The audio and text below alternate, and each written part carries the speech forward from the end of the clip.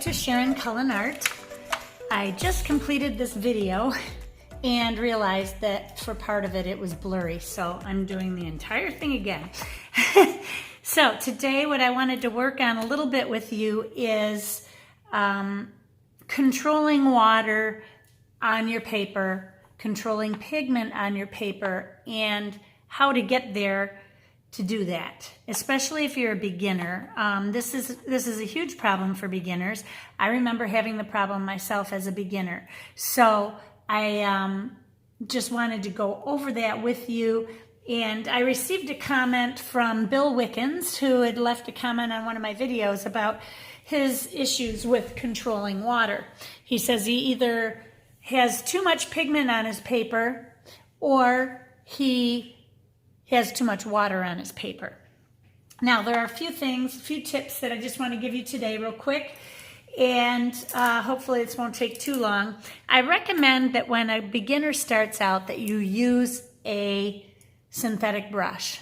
The reason for that is because sable brushes or squirrel Rislan brushes like the Silver Black Velvets, Kolinsky Sables, they hold a ton of water. That's what draws experienced artists to them. But some experienced artists do not use them for various reasons, either because of how the fur is obtained or because they just prefer having the control of a synthetic, and that's what they got used to, so that's what they like. Now for me today, all I have with me for synthetics are a flat and a few of my cat's tongue brushes. These are my gouache brushes. I do have a couple synthetic riggers as well. But for the most part, I tend to use animal hair brushes just because that's what I like and I've gotten used to over time. When I started out, I used synthetic brushes and primarily a round brush, which is what I would recommend for a beginner, is to buy yourself several brushes. You need one rigger. I would say a size 1 is a good place to start for a rigger. The Silver Company, Silver White, makes a nice script brush. They're either called riggers or scripts or liners, same thing, but these long skinny ones are the ones I'm talking about. Then you should get yourself a round brush. I like to have like a number 8. This is a 10, I believe, but I like to have a number 8, and I like to have this might be an 8, yes. This is an 8, that's how big the 8s are. And they vary from company to company. And I also like to have a 6. This is actually a 4, but it's a big 4. When I compare it to my Silver Black Velvet 4, they're very different sizes. These are both size 4s. And look at the difference in them. But get yourself a nice size 6. That's a good place to start, a 6 or a 7. And whatever the company that you go for uses. Some of them use a 7, some of them use even numbers 2, 4, 6, 8. Some of them use 2, 3, 4, 5, 6, 7, 8, 9, 10. You know, so just pick yourself a medium size brush like a 6 or 7. And if you want a larger brush, get yourself an 8 or a 10. And then a smaller brush, you should probably have like a size 2 or a small 4, like the Silver Black Velvet is a small 4. But some 2s are this big. And then get yourself a script liner brush. So that would be about 4 brushes. That's all you need. I know some people use angle brushes, some people use sword brushes and daggers and all these other fancy brushes, and I like these cat's tongues for when I'm using gouache. But to start, just some round brushes. That's all you need. Now, what I recommend that you do to get over this problem with the water is every day, sit down, or every day that you're painting at least, sit down and practice for 5 minutes. Just 5 minutes, that's all you need to reacclimate yourself to your brushes before you start painting a painting. When you're painting a painting, even as an experienced artist, I like to have a piece of scrap paper next to me so that I can test colors before I use them. Like for instance, in the opening of my video, you saw that magnolia branch painting that I had done. When I painted that, I used more water and less pigment on my brush in order to get that style of painting. Sometimes you want more vibrancy of color, sometimes you don't. But what I did was I kept a scrap paper next to me and I kept testing it out before I put it on my paper so that I didn't make a big mistake on my paper. You get halfway through a painting and you screw up, you're going to be so bummed at yourself. There are ways to fix screw-ups. One of my best favorite ways is a magic eraser. This is the best scrubber that you could ever get. It absorbs color like crazy. And this is another style of scrubber brush. This is just a synthetic hog bristle, short brush. This was a number 6. And I also use this for scrubbing, but this will destroy your paper very easily if you're using wood pulp or cellulose paper. If you're using cotton paper, you get a little more scrub with it. This is more user-friendly. And I will show you a little trick with this as well. I'm going to go ahead while I'm getting started here, and I'm going to put some, I'll just pick some Payne's Gray out. I'm going to put it on my palette. You want to mix your colors beforehand, before you put them on your paper. And never wet your brush and go back in with your wet brush if you've already got your color to the level or value that you want it, the darkness or lightness that you want it, then you want to keep it that way. If you go in and dab your water and then go in again because you've rinsed your brush off and now you go in, now you've diluted your paint and you've got a totally different value of color there. So what I recommend that you do is you keep a paper towel handy. I like to wipe my brush off before I go into my water because it saves changing water often. You won't get it as dirty as fast. Then I dab off my brush on the edge and I dab it on my paper. Then I'll go back in and I'll grab that pigment. Now I'm just going to go ahead here and put this pigment down. I'd like it a little bit darker. And I want it to dry. I've got a little resist here because I put lotion on. I'm sorry, you guys. Just ignore that. You can see fingerprints. You don't want to put lotion on and then touch paper. You can scrub it out like I'm doing there, and I got rid of it. So if you've got a painting that you find that you have a fingerprint on, just scrub at it a little bit and that gets rid of it. I'm going to let that paint dry because I want to show you something in a little bit. So we'll let that dry. Another thing with fingerprints, when you buy paper, I tend to buy my paper online and not in a store, unless in the store it is sealed with plastic. Because if you go into a store and let's say you're a beginner and you're going to go pick up a binder of let's say Canson or Strathmore paper, and you go in there and somebody else who doesn't know what they're doing, they go in there and they're like this and they're looking at it and looking at it, and before you know it, you get home with that and you've got handprints all over the edges of your paper because people have looked at it. Or especially on the ads where they want to go like this when they're buying. Stay away from that. If you're going to have to do that, buy from the bottom or back of the pile and make sure that it doesn't look like it's been opened. I had so much ruined paper that way, and I swore to myself I would never buy in a store again. So I buy online. I buy sealed paper like Arches or Saunders Waterford. I like cotton paper. I get rough. I get cold press. I tend to stay away from hot press because I just don't prefer it. I'm used to the flow of the other papers. Hot press is great for some things though. But anyway, I want to get started now on this. Now I'm going to I'll just grab a little bit of this Anthraquite Scarlet color. And I'm going to put this on my paper, on my palette like this, and just mix a little puddle and take off the excess. Wipe off the excess. Don't go like this and then go to your paper, because see, now I've got a puddle on my paper.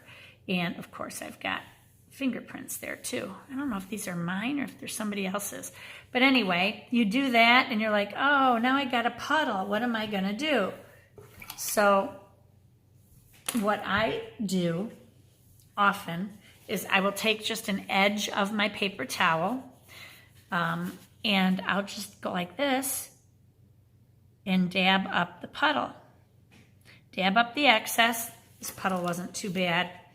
And then go in with my brush, grab a little bit of paint, go in with my brush and just spread it around so that I can get it smooth again. Otherwise, if you leave a puddle, you go in, you leave a big puddle of color, you're going to end up with a bloom. It'll be real dark in some spots, but the color's going to draw to the edge and you're going to have this strange line going around the edge of your paper. I'm going to leave that and it'll show you what will happen. Now, every time I rinse off my brush, I'm dabbing it on a paper towel that is right under my water container. I keep a paper towel there and I always dab my brush off. What I'd like you to do though for an exercise, let me change over to a synthetic here, is when you're starting out for the day with your painting, grab yourself some color, whatever color you're going to grab. And I'm going to just use this ultramarine blue here. And I'm going to go ahead and put a little square on my paper. Doesn't have to be neat. This isn't about making pretty charts or anything like that.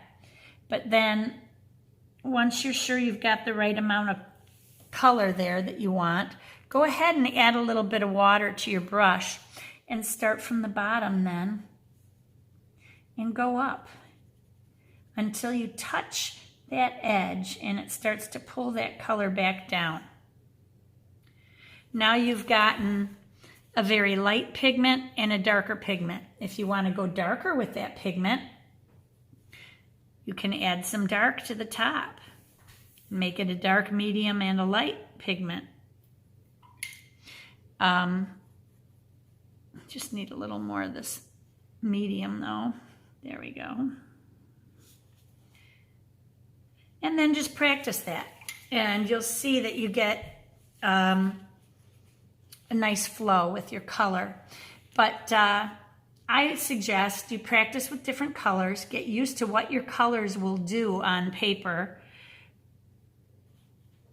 I suggest you don't pick up from your palette until you're used to your colors. Now I'm used to my colors. I know how much I'm picking up by how much water I put on my brush. It's just something that you will build over time. Every artist goes through it. But now I'm going to take this blue, had a little yellow left on there, and I'm just going to spread it into my yellow and see what happens there. And I got myself a green. But practice these things and get used to your granulating colors versus your non-granulating colors if that's what you used. If you use Daniel Smith, they are really into granulating colors, which I love, and that's part of the reason I love to use Daniel Smith. When you're drawing color from your palette also, I suggest you do it by drawing your color away. Don't mix in your color, but just draw it away so that you don't ruin the tips of your brushes. If you do that a lot by jamming your brush into, especially if you use pans tend to be a problem for me. If you use pans and you jam your tip against that edge over and over, you're gonna destroy the tip of your brush and it's gonna have a little curl on the end. That means your brush is done and it's time to move on to something else. Now I dabbed my excess water off on a paper towel so that I wouldn't have too much water on it. I just did this. I got it wet. Here, let me do this again. Put down my red. Got a little bit too much here. I'm just gonna spread it out. Put down my red. I'm rinsing my brush. I dab off the excess, and then I go up from the bottom till I touch. And now it'll pull it down. Now I could pull it down all the way to here. I don't think it's going to come all that way. Oh, it might. Yeah, it's coming down. So anyway, that's the deal with that.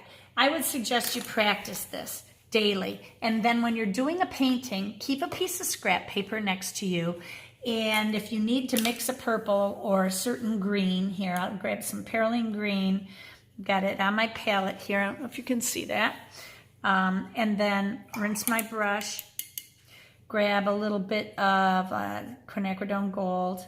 And I'm going to mix them together to get my color. I can test it out on my paper to see if that color is the olive color that I want.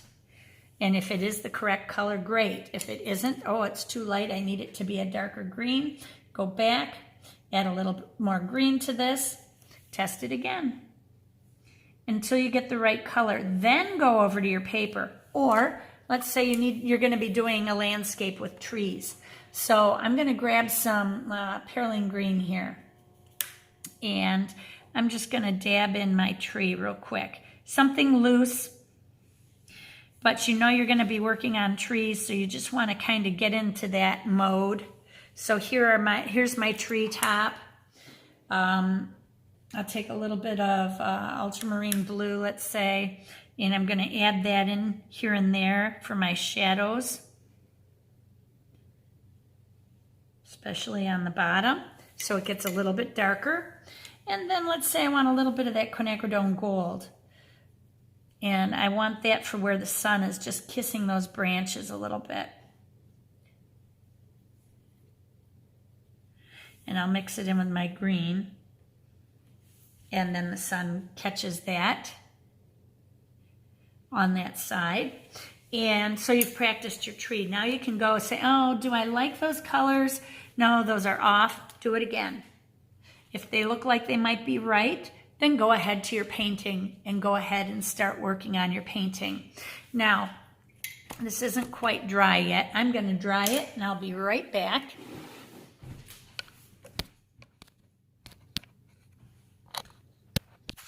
Okay, it is dry. And what I'm going to do here is take a little tape. I can't find my artist tape. I thought I brought it up with me, but I must have left it sitting on my table. So I'm just gonna kind of dab this off and take some of the sticky off. And I'm gonna put a piece of tape on this spot. And then I'm gonna grab another one, take off the excess sticky here, and put a piece here. Now, I learned this trick from John Selman, and he's a terrific artist. You guys may already be familiar. I've showed you his books before. Now I'm taking my magic eraser, and I've gotten it slightly damp. Normally, I would say just cut off a little angle. All you need is a little piece. When I'm traveling, I usually will just cut off a little bit of a sponge, and I just keep trimming it back. But I've been using the sponge to clean my palette. So I'm going to show you. This is a staining color, so I'm not sure how well it's going to come up. But you can scrub. Oh no, it's coming up easy. I'm scrubbing very lightly because this is cellulose paper. It's not cotton. And I'm rinsing this off. And you can see it's pulling it right up. Now with cotton paper, I can scrub a little harder. It looks like it's pilling a bit, so I want to be careful that I don't pull up too much. I think I'll stop right here. Then I'm going to take my paper towel, dab up the excess, and you let it dry. Now, let's say it's dry. If my paper rips, I don't care. But now you've got a perfectly clean, straight line if you need to do that in a painting. Isn't that cool? I love that trick. So you can play around with that too. Using masking tape is a really popular way of taking care of these things, and then using a magic eraser to scrub with. You could use this, but I don't think it would pick up as well. Let's try this. I'm just going to go this way real quick.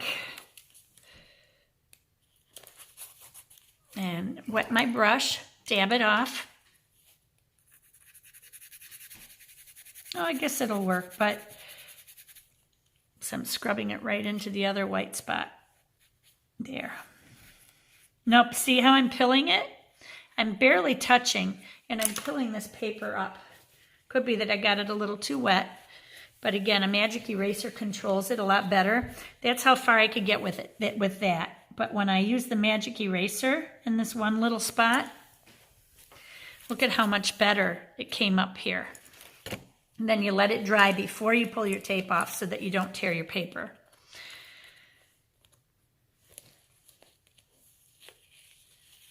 But you can see how much better the magic eraser works than just the scrubber. So it's just very interesting, a little trick I wanted to show you guys.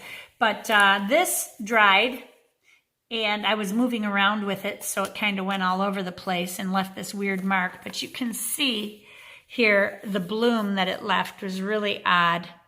And I've got dark color around the edges here. So, yeah, that's something you want to avoid. So just practice with your brushes. Stick with the same brushes daily. Don't be flipping from sables to synthetics and back and forth or squirrels, because you're going to just get yourself all messed up that way. Just stick with synthetics in the beginning, maybe for a year or so, and then go ahead and switch over and start practicing with it. So remember, everybody, be courageous, paint with wild abandon, and most of all, be kind to each other. Take care.